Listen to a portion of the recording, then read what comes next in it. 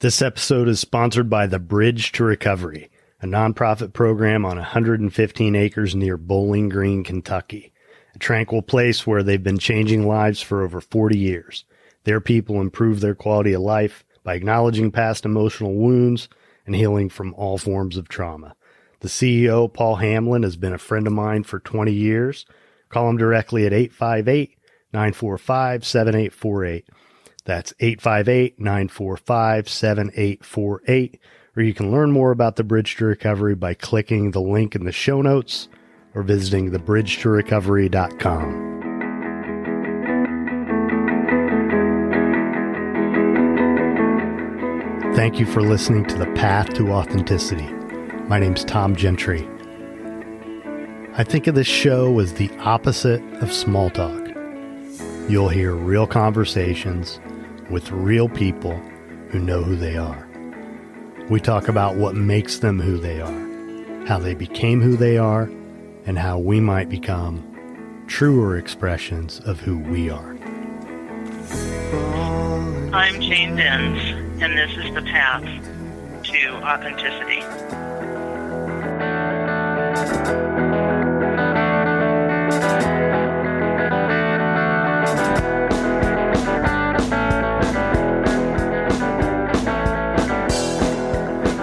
Thanks for listening. I'm Tom Gentry.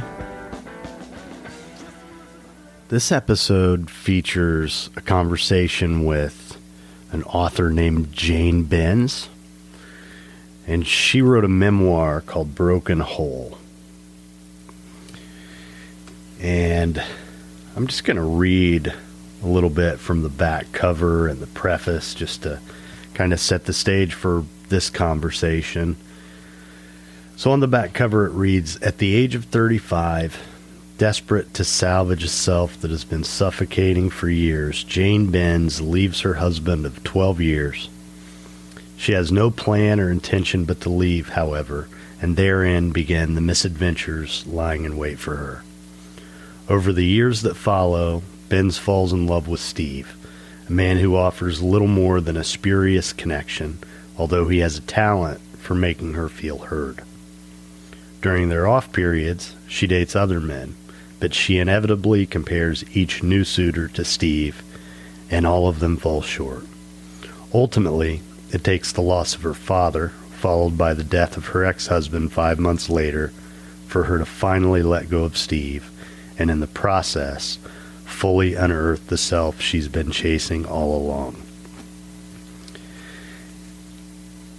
So that's the back cover. And then the last paragraph of her preface, she says, "This book was born out of a desire to understand myself better through the trials and errors I made in relationships. Stubborn, cantankerous, and determined to leave no stone uncovered, I began my journey, and it didn't take me long to discover that the only road in was rough, albeit thankfully sprinkled with humor." So those two little vignettes, I don't think there's really any better way to set up this conversation. So I really, really enjoyed it. I see Jane being on the show again sometime in the future. One of the things I really like about her is that we share a pretty dry sense of humor, so I feel a little bit of a sense of connection. But, I think this is a great episode, so I hope you enjoy it. Jane Benz.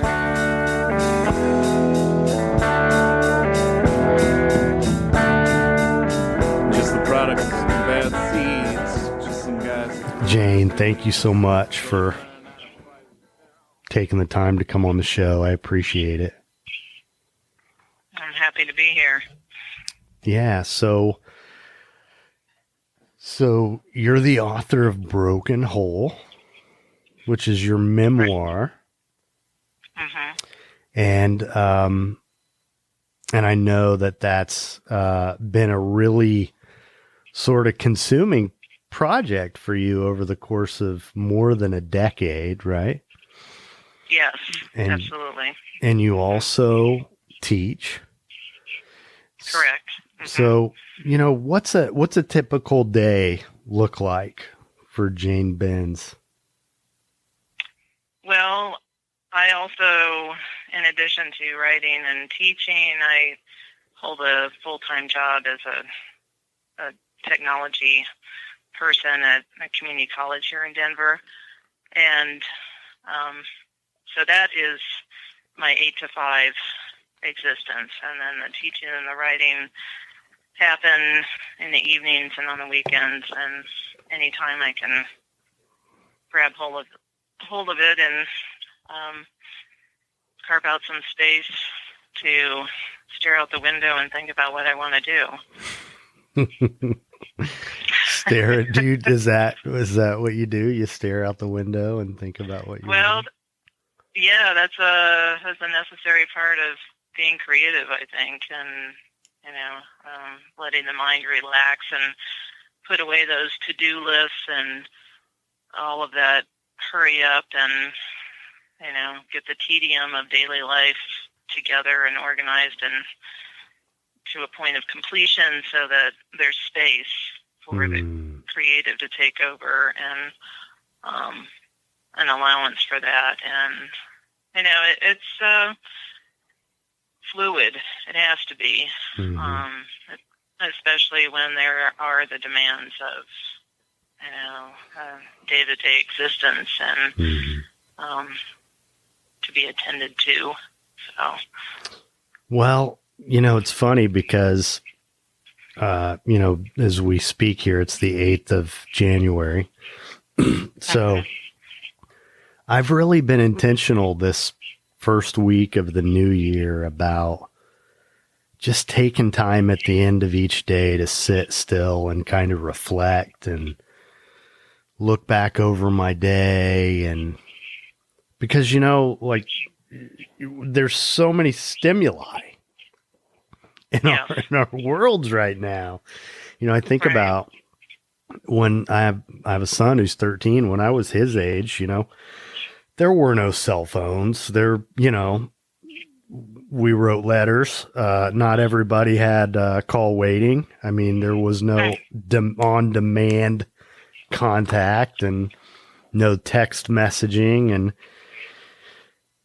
now we walk around with these little computers in our hands all the time and our nose in a screen all the time, even when we're watching TV. Or it's just changed so much. And I think it just becomes increasingly important to prioritize that time to just quiet ourselves, Exactly. Yeah, I have to. I turned off all of the notifications on my phone. I have a very outdated smartphone. It's the mockery of everyone. Oh, you get teased about it? Yes, who has the pleasure of knowing me. I'm like, when are you going to get a new phone? And I'm like, never. I wish I had a flip phone, honestly. Right. I get that. Because then I wouldn't get binged or, anything.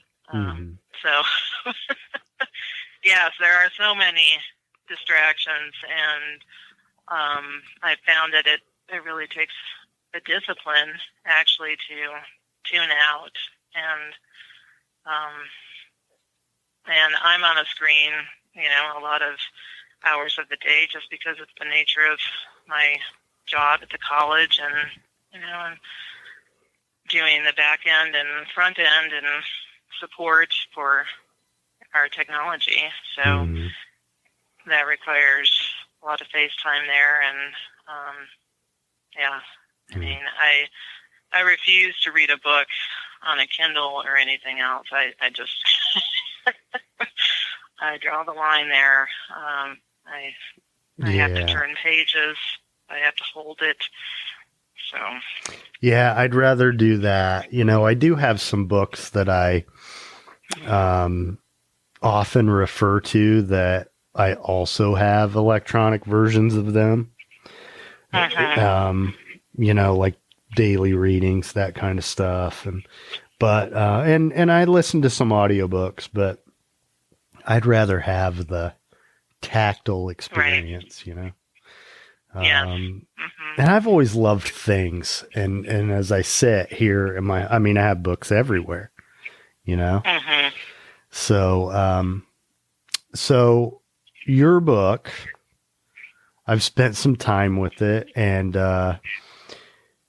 I love memoirs, first of all, and that's kind of the type of writing that I'm most attracted to doing myself, you know, reflective, sort of introspective stuff. And, you know, this book kind of, begins, from your divorce and your personal experience around that. And not only that, but then what happens next in my romantic life, and also how we have certain expectations of how that's going to look. And then it never does look that way. No. And, you know, I'll tell you that, I'm really comfortable with becoming vulnerable and, you know, putting myself out there emotionally with people and taking those kinds of risks and just, you know, pretty open emotionally about talking about myself, you know, within reason. I mean, there are different circles of trust in my world, but one thing I really have a difficult time with and that I'm very protective with is, you know, my romantic life. And, you know, the kind of stuff that you write about. And, you know, as I'm pouring over these pages, I'm thinking, man, this is really, to me, it's courageous. You know, to write about, you know, our romantic experiences and, you know, flirtations with new people and the thoughts that, and just it's really a vulnerable place to be, and to put that on the page and to put it out into the world, man, I applaud you for that, you know? And thank you. I'm sure there was a process of, kind of, disrobing where you know, you had to decide, well, I'm going to open myself up this way and it feels uncomfortable, but here I go. Was there a time where that took place that you can remember and describe? Well, it was many moments of that happening over a dozen or more years when I was writing this book. The book is, in my description of it, a collection of essays that are held together by a common experience, and which is, you know, about finding oneself after divorce. And so, you know, at the time I was just writing one piece after the other, and, you know, I'd share them with girlfriends and some of them writers, and, you know, they were both laughing and appreciating the vulnerability and the honesty of what I was writing, and pretty much egging me on. So because it is so vulnerable and exposes so much, I needed that. I needed those voices of others. You know, anytime I think anybody sits down to write, it's a matter of disrobing, no matter what your comfort level is with the subject matter. You know, you're unpacking your thoughts and your feelings, and you're putting them into some sort of organized, hopefully, fashion that's comprehensible, hopefully, to others, and forming that connection. So I've gotten a lot of feedback about, you know, the vulnerability and the courage. And also I think that, you know, that level of intimacy, if you will, revelations, it makes a lot of people uncomfortable. And so people who have known me a long time in the workplace, have been like, oh. And, maybe looking at me with one eye rather than two. Yeah. That's funny. Or, I can't believe she did that. Or, but, honestly, now that I'm as far away from it as I am, the book was published about a year ago, and the contract to get the book published happened, a year and a half before that. And so I had those 18 months between signing the contract and when it was going to get published to grapple with all of the, oh no, Yeah. and the slow churning panic that was, going on. But then I arrived at this point of, this is my story. I love it. When I was rereading the book for editing purposes and, cleaning things up, I found myself laughing and really enjoying the process all over again in this compressed version, That's great. Yeah. Well, that had to be satisfying to make yourself laugh. Oh, yeah. Yes, I like to find the humor in most things. I think, and especially I am the first one at the door, glad to be self-deprecating and laugh at myself. And, yep, I did that. That's pretty important in life, isn't it? I think so. I think that's survival 101. I think that's, arriving into your authentic self, It's like, can you turn around and say, wow, look at that. Isn't that amazing you did that? Yeah. Well, on that note, is this a good time for you to read what you were going to read for Sure. us? Okay. Yes, I'll read from chapter 3, just a little bit here. This is a chapter called Phobias. Gary was afraid of many things and allergic to everything else. I kept track of these details because I am like that, but I forgot too, because it wasn't necessary to hold on to them. He drove 55 minutes on back roads from Parker, Colorado, to visit me in Lakewood. If he had been willing to take the highway, it would have taken him only 30. But I wasn't alone, and that was the most important thing. Gary was the first person I officially dated after the ink was dry on my divorce papers.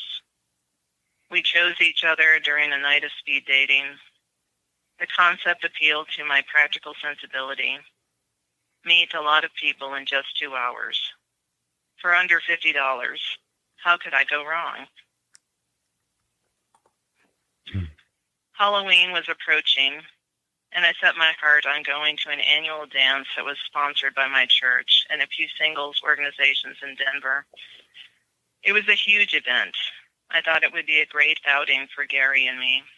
I would get to see people I hadn't seen in a while because I had been spending all of my free time with him, and I would get to observe how he fared meeting my acquaintances. I needed a break from our island of two. I had had no time to think of a costume until the very last minute, but I was determined to make sure my costume was like no other. I had plenty of cardboard lying around from my recent move, and I had enough clothes to dress in all black. I made a sandwich board and drew a treble and bass clef and the notes to form a G chord on it. Gary arrived a couple of hours before it was time to go with his costume, a simple eye mask.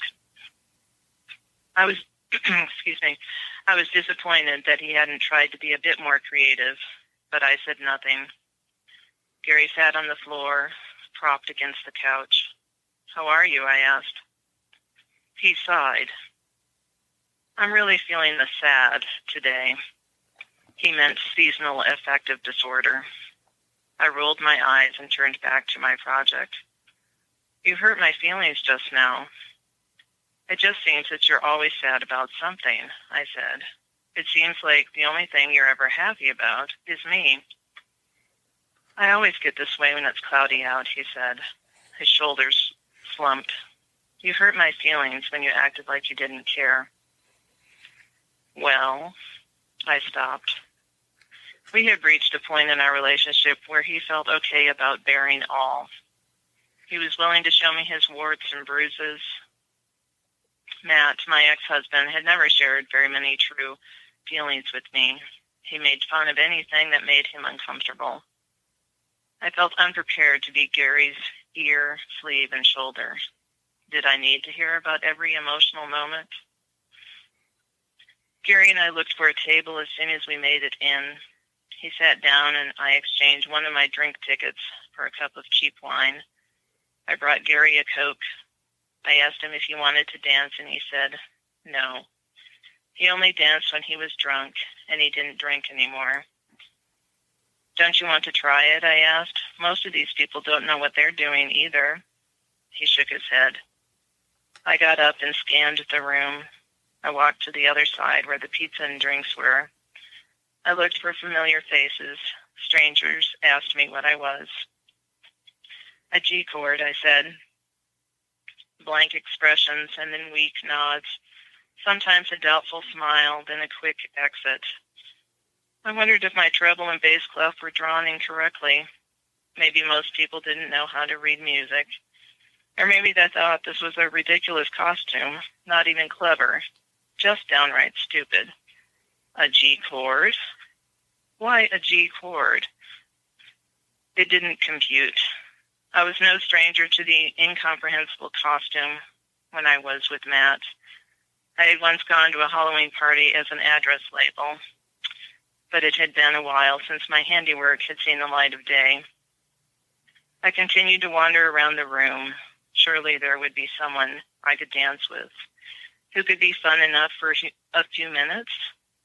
One man tapped me on the shoulder and asked me if I was a G string.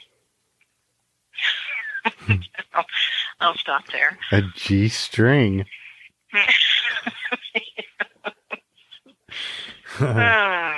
So why a G chord, Jane? I was a music major. Mm-hmm. It was easy to draw, and there was nothing deep about it at all. I had a bunch of cardboard because I just moved.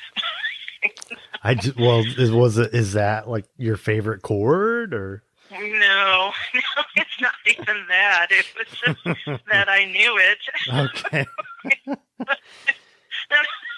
I thought, well, I can do this. I've got a big black marker. I can draw. I can punch holes, and there you go. Yes. Okay. Well, I'm one of those. I'm always looking for the underlying meaning in everything. Because yes, exactly. Right. Well, this one came without effort. Well, there are a couple lines in there that jumped out to me. Yeah. And the first one is, "I wasn't alone, and that was the most important thing." Right. So let me ask you this. Is it still the most important thing? Oh, no, absolutely not. Is it even important? I'd say, actually, I prefer my own company. Yeah, at this stage. I enjoy the company of my friends and doing various things and going out on dates, and those things are still meaningful. They just don't hold the same weight like they did when I was in my 30s. And I felt so adrift, really. My son was very young, and I had just gotten out of a 12-year marriage, which, isn't 20 years, but it isn't 2 either. And I hadn't known anything else in my adult life. I married when I was 23, just barely 23. And it was over by the time I was 34, 35. So I had not dated very much before getting married. So there were a lot of anxious moments, and, that the book captures, and that I needed to find my way through, and writing was that path I chose. And but now I want time to create and express myself. I don't. I'm not obsessive anymore about finding someone and being coupled up in that convention. If it happens, that's great. I'm not opposed to it. I'm open, and I'm probably in the best place of my life than I ever have been. For really a relationship that it would be about sharing rather than something rooted in long ago unmet needs. From now you're speaking my childhood language. Yeah. Yes. Yeah. Right. Yeah. In my world, this is all about self-love. Really. Yes. Exactly. And, it seems to me that the process of writing this book and conveying all this to the world was your process of learning how to love yourself. And in order to really enjoy your own company the way you're describing, you have to love yourself. Right. And we're not really taught very well to do that in our culture. No. So, yeah. And, so I'm with you. When you get to that place where you do love yourself and you're not in that obsessive place where, there's this, unmet childhood need that I'm recreating and trying to resolve, Exactly. then I can kind of enjoy my life, and I don't need to engage with anyone unless it actually adds something to my life, to my quality of life. And and it feels good to be at that place, I feel, I feel the same way. I'm happier than I've ever been. And it's because I've gone through that process in my own way. Right. And like you, after divorce, I thought, well, now I'm never going to do anything like that again. I'm never going to make that kind of decision again. And I quickly did, and probably, and, really got hurt as much over the next couple of years, as much as I ever had been. Right. And realized, wow, this really isn't about this healing that I need to do is bigger than I thought it was. And I really just need to stop for a while, Right. And, and it's been tough, but it's been worthwhile. Definitely. So it's hard to do that. There's so many pieces that need to come together. And primary to that is just giving yourself permission to allow yourself to be right where you are, and just feel whatever's going on and get it out or not get it out. Or that I found that having support, really good friends, and cultivating that. That wasn't always a given for me either. I mean, I've got a nice bounty that required a lot of effort and time, and relationships don't pop up out of the ground overnight. It requires a lot of care, the right kind of care, not this clingy, panicky, you have to rescue me, but, and there's growing pains with that. If you don't know how to share that or have that with anybody, then maybe some of the first few people that you get acquainted with are trial and error, but so there are all kinds of relationships, but having the support of friends has been enormous. I mean, and I can't express my gratitude enough for all the people who have known me through, back to when I was early married and till now. So it's very, very appreciative. So how old were you when you remember first beginning to write? Things that I cared about, probably at about age 12, but I think I was probably keeping journals before then. I mean, I remember just the feel of a pencil in my hand when, I was early 5, 6 years old, when you're in elementary school. I loved that. I'm like, oh my gosh, this is power for me. I got something here, So that has always been really satisfying. And I still write longhand for some things, and then I'll go to the computer, for other things. But I really do prefer the longhand. There's just a more intimate connection for me to my thoughts, my feelings, and I find that I arrive more deeply at transforming, from the point that I started at the beginning of whatever I was writing. So,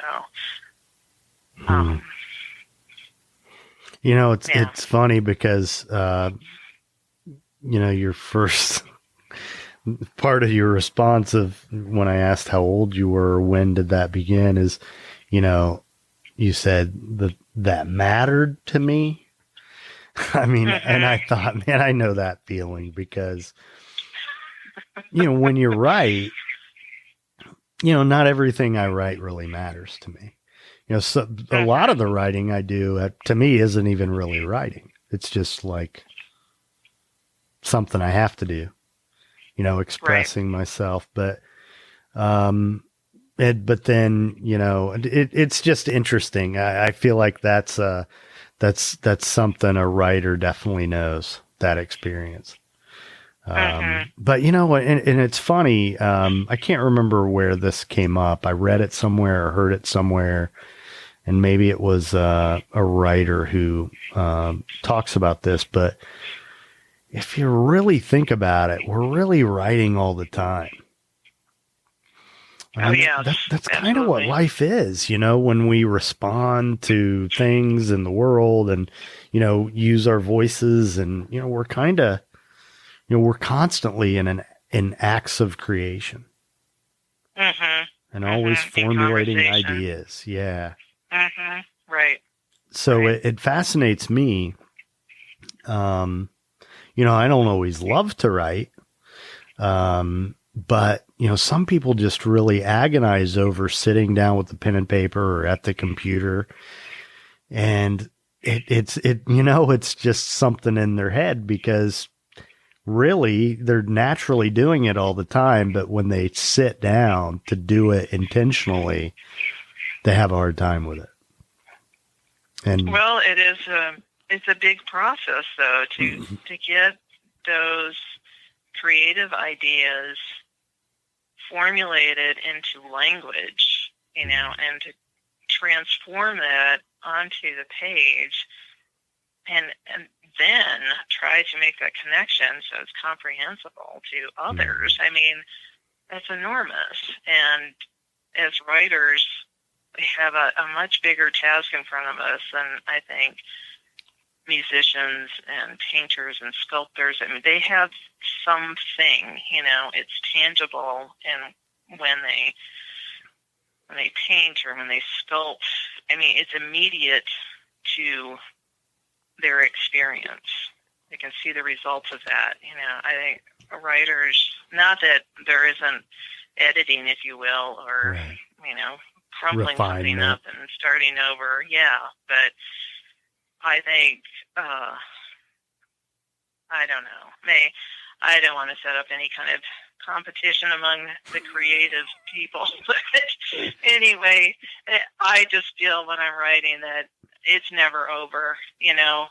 I could always change a word and then the whole thing, because I'm pulling a string and it might come unraveled, Right.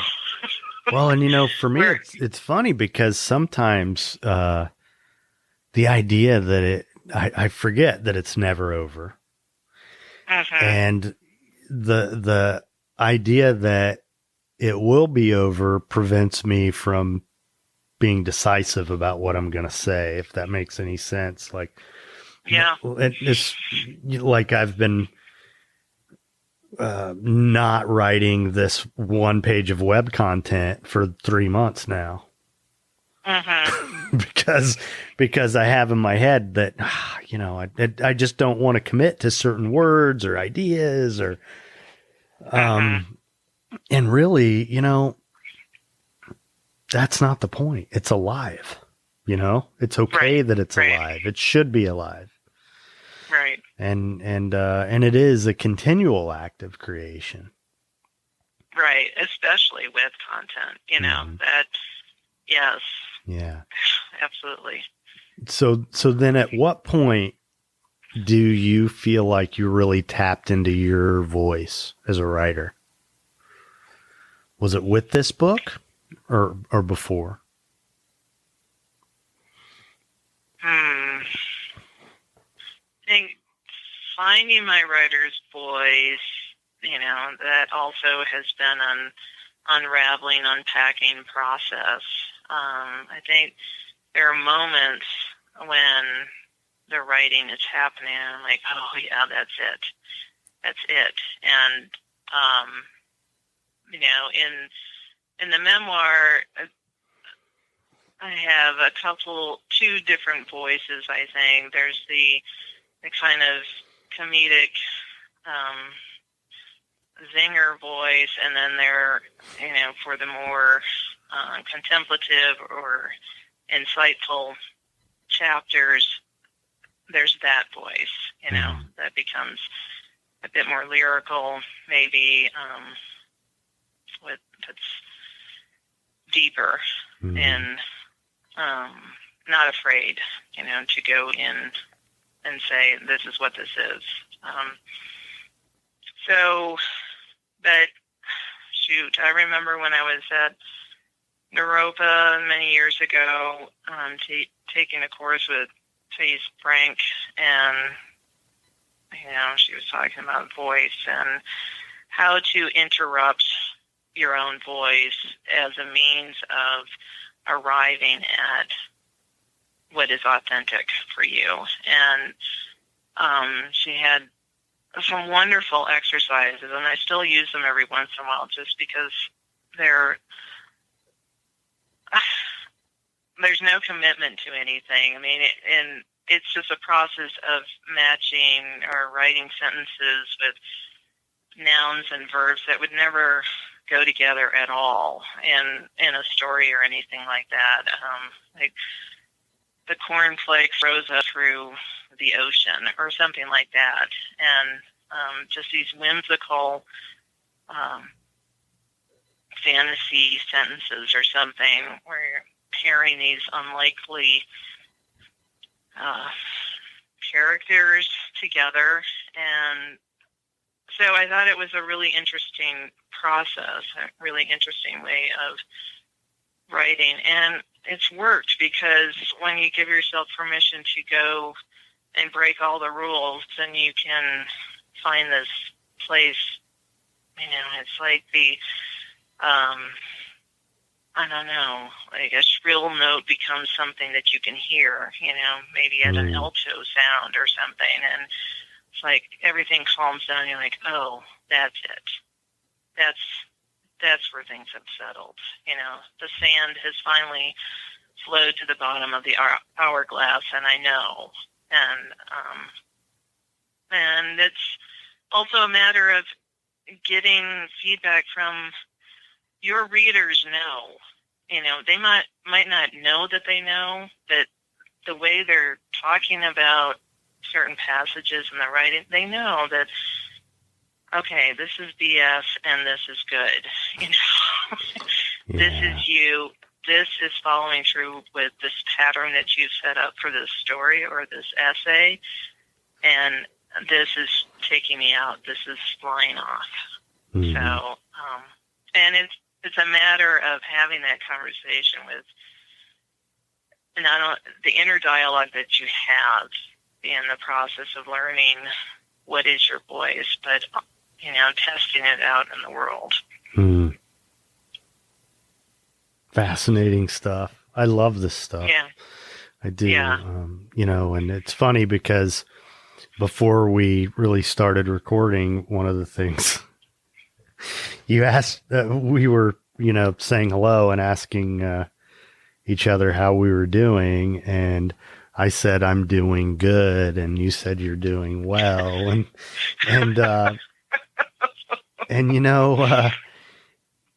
we talked, like, I know that well is the grammatically correct response. Right.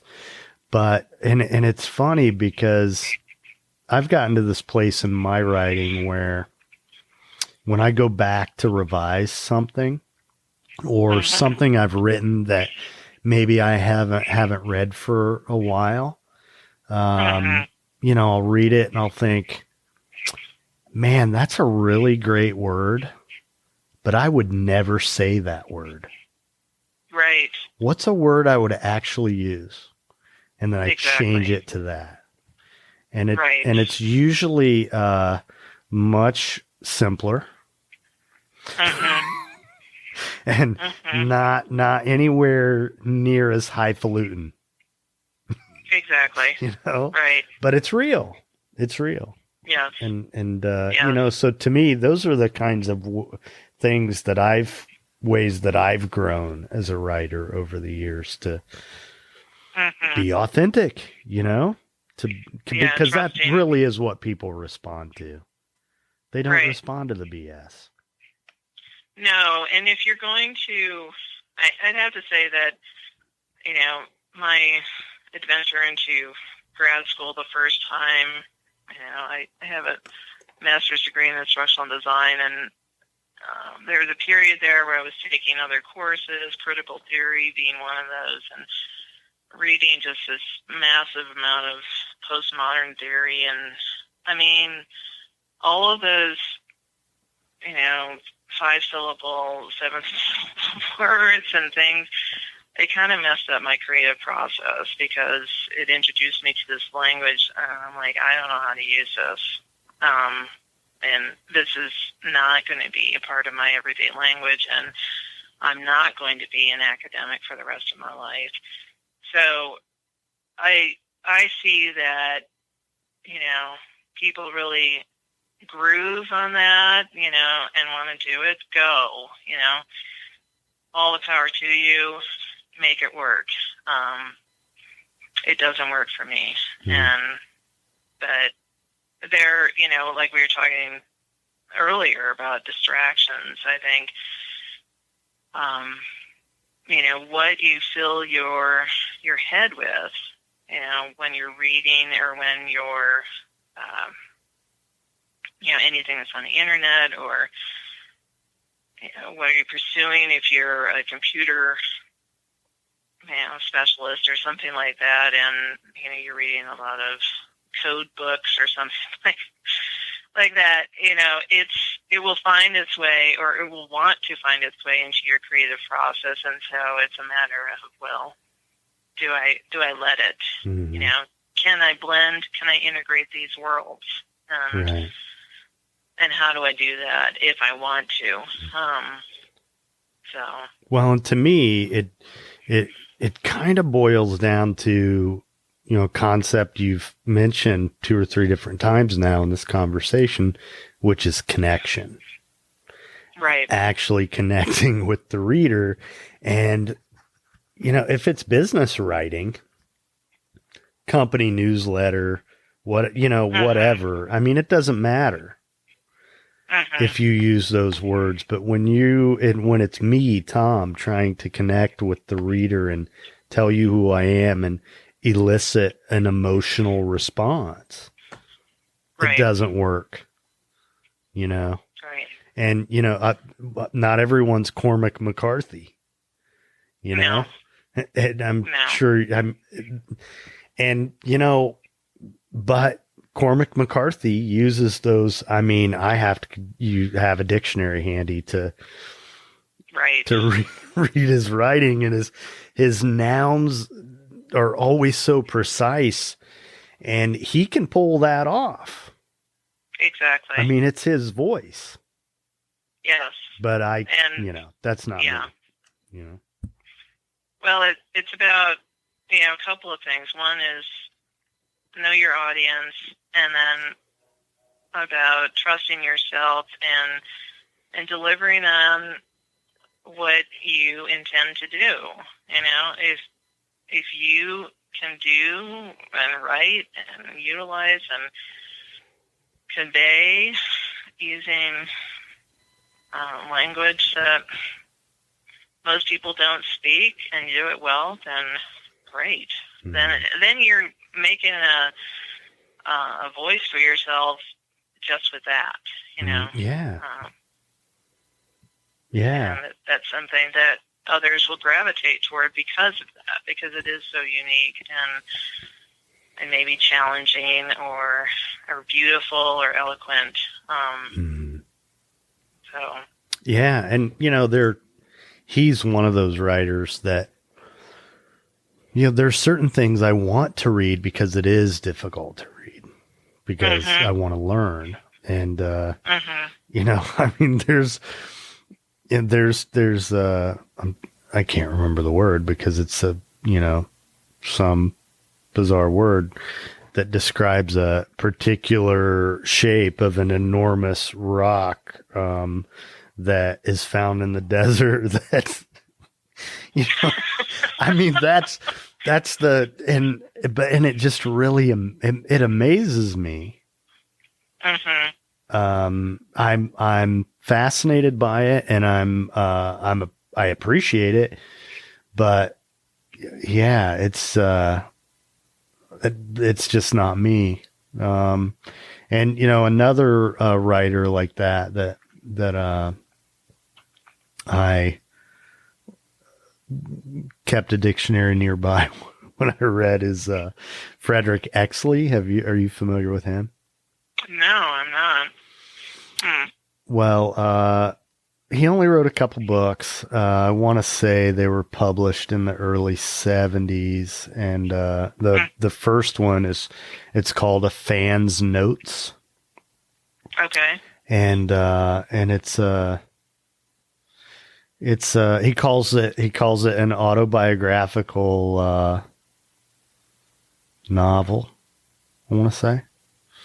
Okay. So, it's true, but, he uses a lot of license, but it's kind of, he's crazy. I mean, he's crazy, and it all talks about football and, his drunkenness but it's I don't know. I've been a sports writer at times in my life. So someone suggested it to me at one time, and, You know, Mhm. it's all about, it's related to divorce. It's his descent into sort of pseudo insanity after his divorce, and how it relates to watching the New York Giants. And, you know, Right. he talks about his bouts of heroic drinking, and, you know, it's Uh-huh. funny, and but yeah, Yeah. I digress. He's another one that, Uh-huh. you know, it's nice to me to read challenging things sometimes, but, Right. Right. um, so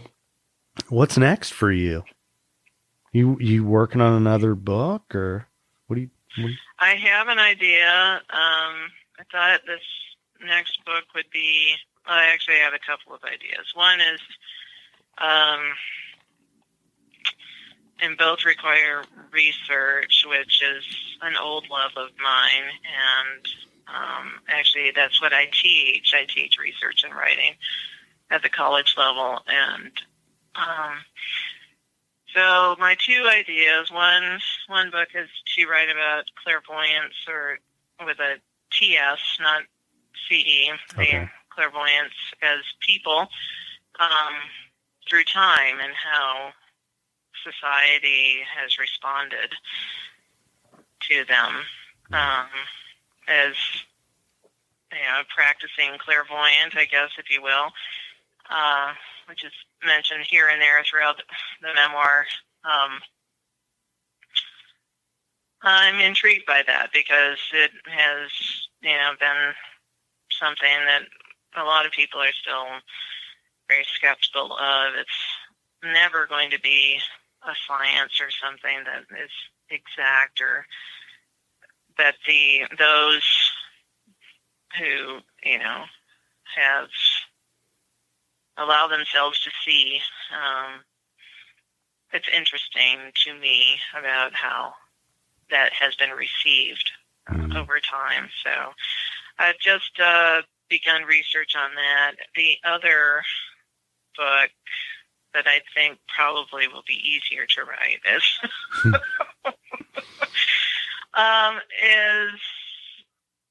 will also be strictly nonfiction, maybe some interweaving of personal experience, but something about codependency, less clinical or self-help-ish, if you will, Mm-hmm. than what is out there. So I really just got the bug to write about that in the last few days, and I thought, So, I like want to read what's. a memoir about codependency, about your Yeah, experience with perhaps. codependency. Yeah, maybe kind of the sequel to the book or something, because I think a lot of the experiences are in Broken Hole are reminiscent of, that just is pervasive without calling it what it is, Mm-hmm. and that. So take it more out of, so many of the self-help books, they're written by psychologists and professionals, and they're great, and they're very useful, and, you get to see Joe and Kathy, or, these couples or people whose names have been changed, and you get a snapshot of, what's transpired between them. But so I really want to do research on, what's out there, and then how I can present something different and more relatable, maybe. I mean, I think so often when people are picking up a self-help book, they're looking for a life preserver. I'm like, oh my God, I got to do something, And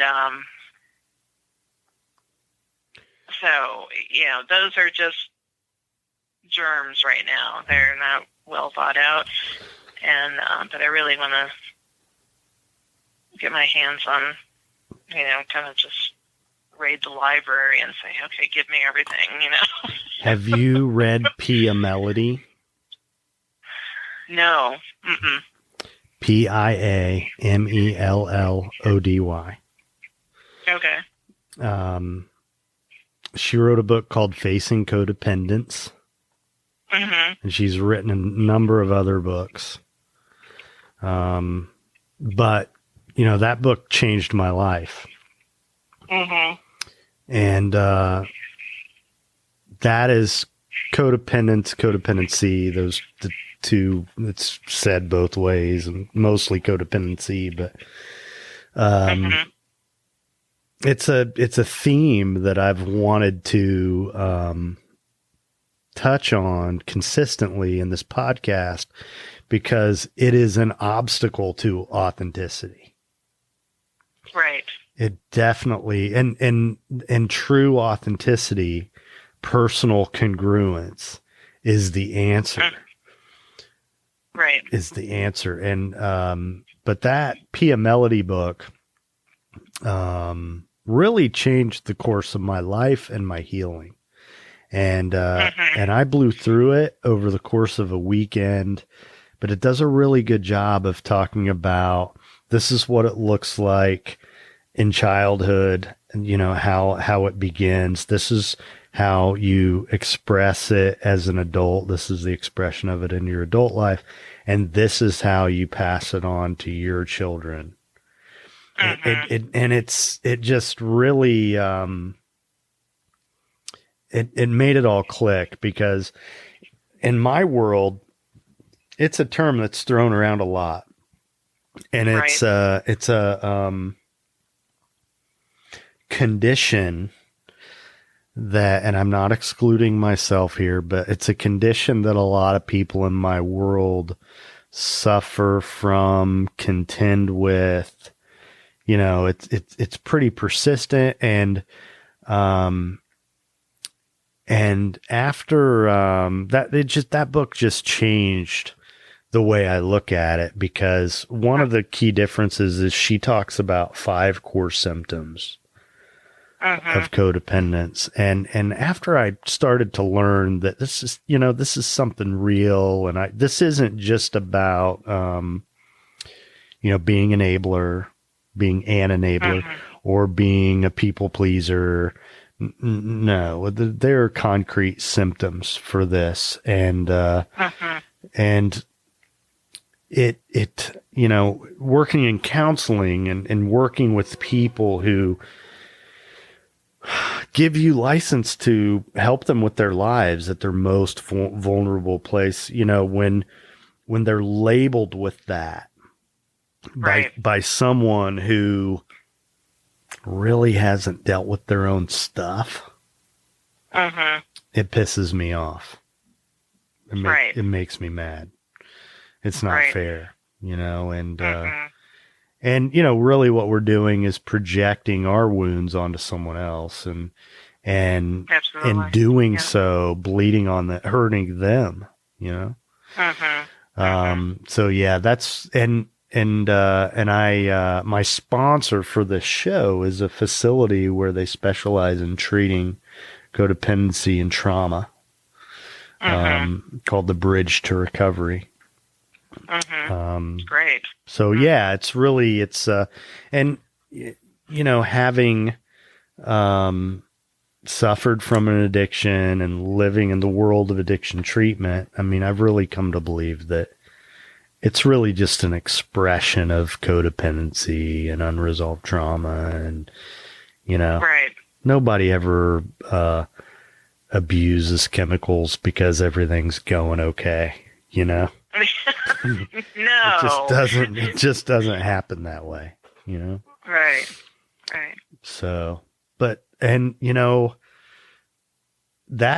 love that topic. And then the other one, is clairvoyance TS. I mean, they are fascinating people, and, and they're this, small and interesting subculture of society that, that will be really interesting. And, you said you've started to do a little bit of research. Do you know there's a town here in Florida that's called Cassadaga. Have you heard of it? No, I haven't. Okay. Well, how do you spell that? Oh, don't ask me that. Not like I would think. I think it's Okay. CASSADEGA. I think it's two S's and it's CASSA. Pretty sure. Okay. So, but it's Casadega Spiritualist Camp is technically the name of it.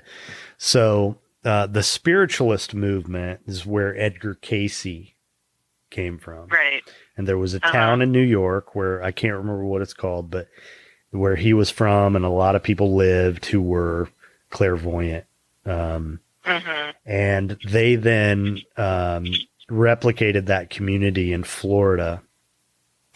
It's west of Daytona, in a place where, I don't want to sound too skeptical here, but supposedly there is a spiritual vortex. And there are a number of places around the country where there are these supposed spiritual vortices. Right. But that's a significant one. And I've been there a couple times. I've always really been leery of having someone like tell my fortune or anything, read my palm or anything like that. And part of it is my Catholic upbringing and, Sure. that imprint on my brain that says that's devil worshiping and, you don't do stuff like that. Right. And, right. but it's also like, I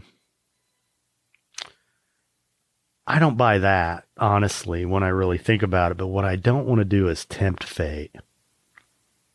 What if I go and somebody tells me that, you're going to marry this person from this place, or you're going to do this, or you're going to do that. And it becomes a self-fulfilling prophecy because that's where I go in my head. Yeah. And then you're starting to look for it or what have you. Right. Because we really do manifest what we're looking for. Yes. Yeah. So, I'm interested in, how society has responded and reacted, because there is a lot of skepticism, and I get that. I was telling a friend of mine about this next book project, and at our next meeting, which was quite a few months later, she handed me a book about one of the Christian Coalition folks we've got here in Colorado, and written by one of the ministers. And about why you shouldn't be interested in any of that stuff. Yeah, exactly. And please don't write your next book, and you're going to go to hell. And so, interesting way to close the door on a friendship. I'm like, well, I wasn't dramatic or anything like that. I received the book graciously. I read it in an afternoon, and I thought, well, it's terribly written, and yeah. And I don't believe in these dichotomies of hellfire and damnation, and but I know there's more to what's going on than what we see. That's where I fall. That's where I come in, because I this expression's going through my head as I'm listening to you, and that's the more that I know, the more I know I don't know. And if there's, who know? I don't really know about if there's a God, obviously, there's really no tangible proof. I believe it. But what I do know for sure is there's more than we know. There's more going on. And really all I need for proof of that is, those moments occasionally, and I experienced one of them earlier today. And it's usually just I'm in a place and there's a scene that, I look around and I feel like I've been in this moment before. I've seen this setting somewhere before. And it happens a lot. It really does. And that stuff comes from somewhere. Right. I mean, it's not, I don't think anyone would tell me I'm crazy for telling you I've experienced that. No. And we do. I mean, I do, so why is it that it would be so hard to believe that a human being out there could look at us and see things we don't see? Right. I mean, it's right. And I think for me, a lot of this really boils down to our own humility. Just because we don't know something or see something doesn't mean someone else can't. Right. And then it's just the whole group think, we're taught how, this is real and that's not. And to me, one of the things I've learned just in the last couple of years of adulthood is the value of unlearning. The value of unlearning all this stuff because, we create these obstacles for ourselves and rules for ourselves. And I think I've talked about this in the podcast where it hit me a couple years ago. When I sleep late on Sunday mornings, I feel bad about myself. And I don't have to do that anymore. Like, I really have a choice. And, I don't really believe the things I was taught about that. So I'm not going to feel bad about that anymore. Right. But and that's just one example of, we live our lives that way. I know. And I think for a lot of people, my former friend included, that those types of things feel safe, and they're a way of constructing your life. And if that's working for you, good, and I don't have any judgment around that my life needs, I have things that are very structured, I go to work, on a regular basis, Monday through Friday. I have this job. I'm really good at it. I'm respected. And then I have these things that I am very passionate about and my creative life. And so there needs to be a fluidity. And that needs to be, that's the ruling construct of my life, is that I have to be able to erase it and start over, with, okay, that's not going to work. And I've gotten really good at that. And writing the book helped me do that. I mean, there are many scenes and many moments in the book where the reader gets to experience how rigid and fixed I was, and the disappointment that soon followed as a result. And I think that kind of rigidity just sets us up. Well, part of that rigidity, an example of that is I need to be in a relationship to be okay. Exactly. Yeah. Right. Yeah. And we put a lot of pressure on each other in this society about, about that. Definitely. Yeah. But there's nothing truer than, the best relationship you're ever going to have is the one with yourself. And, as the only parent to my son now, I'm living that, and I want him to know that, and I believe he does, yeah. That's great. How old is he? He's 20 now. Oh, wow. So, I bet he's a great kid. He really is. You know, he's got a wonderful sense of humor. I came in the other day after riding my bike, and he came out to get some water, and he said, "You went out riding like that?" That's your uniform. I mean, he says, "You're dressed in neon blue and peach." And I said, "I know. Nobody's going to hit me."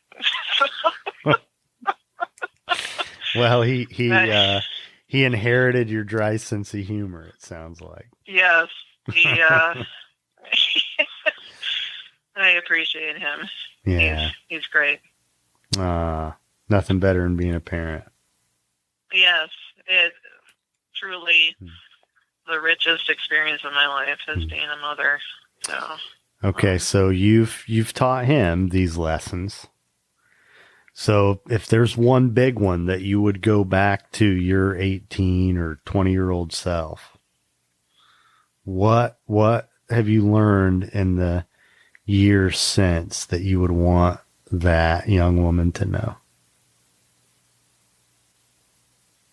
What I'd want to tell her, or is that, hey, it's going to be all right.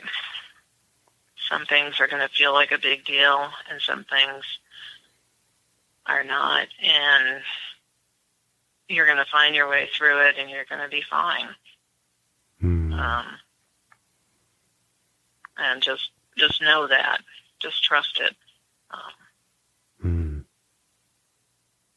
That's my answer, so, Jane. Yeah. It's okay. It's okay. Yeah. Everything's right. Okay. It's not that big a deal. Everything's going to just work out fine. And you don't have to freak out about it, and relax. Wow. Enjoy your life. Right. You know? So, well, this has been a pleasure. I really appreciate this. It's been fun, and I could talk to you for a long, long time, and I hope we're able to keep in touch, and maybe we can get you back on here when you write, when you publish, or whatever. If you want to talk about one of the other books or both the other books, I hope you'll come back sometime. Yeah, that'd be wonderful. All right. Well, thanks, Jane. All right. Thank you very much.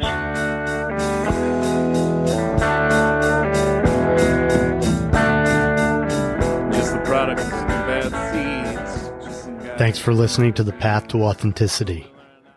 If you'd like to learn more about our guest, you can find links in the show notes or visit our website at thepathtooauthenticity.com.